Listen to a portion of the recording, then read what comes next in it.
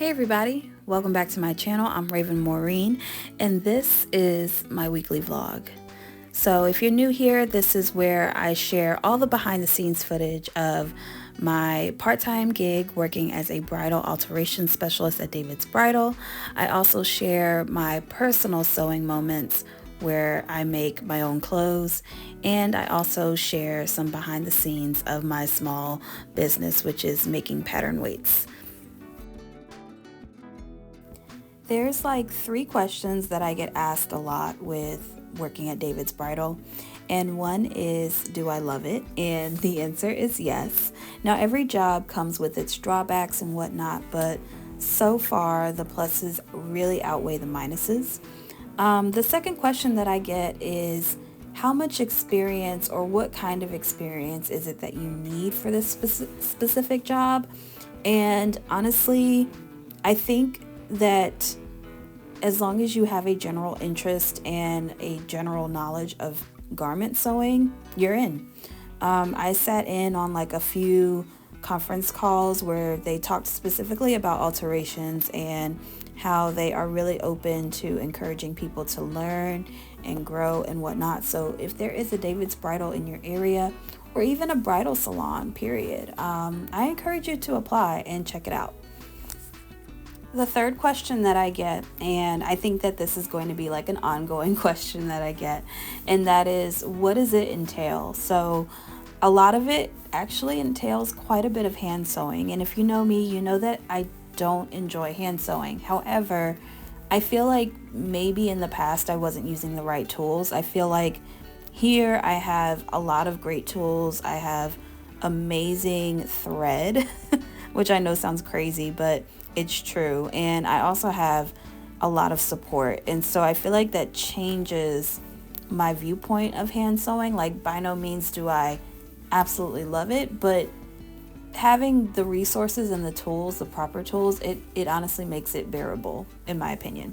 The other thing is that there is some customer interfacing. I do fittings.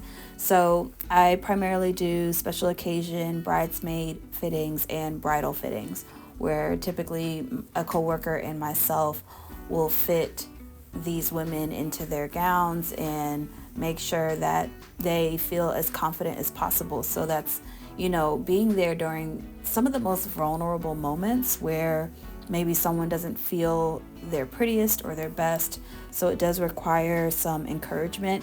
It requires some knowledge about obviously how garments fit and just kind of making them feel as secure and pleased as possible. And 90% of my interactions with customers so far is actually pretty positive. We did have an incident on Saturday where I think this young girl was really nervous and she actually got a little sick in the fitting room with us, which I've been told is actually very common with brides or bridesmaids. It's something about the mirror, the lights, the heels, the pinning, and everything that can actually overwhelm an individual. And so I wasn't quite expecting that. That really wasn't on my bingo card, but here we are. And I tried to make sure that the young lady felt comfortable and that she didn't feel pressure to continue. And I'm not sure what kind of caused that reaction, but I hope she's okay.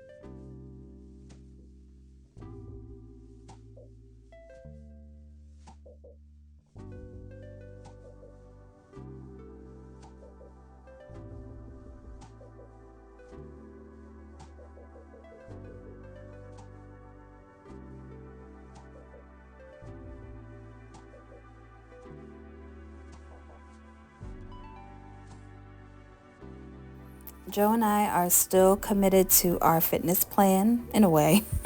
We kind of slacked off this week, but we still take Blue for walks, and we actually got a gym membership together. So we went for one day at the gym. The goal was to go 3 times. That honestly didn't work out, but I decided to do some walking, very low impact. There's Joe right there on the elliptical. We're working it out. I also made the viral TikTok recipe. This is like the taco bowl with the potatoes. I will put this recipe down below because it was so good, you guys. Like, really, really good. So on Thursday, I was filling pattern weight orders. And then on Friday, I actually launched my Black History Month pattern weights as well. And I'm going to put a little picture up because I'm really proud of these and they're super cute and they're live in my shop.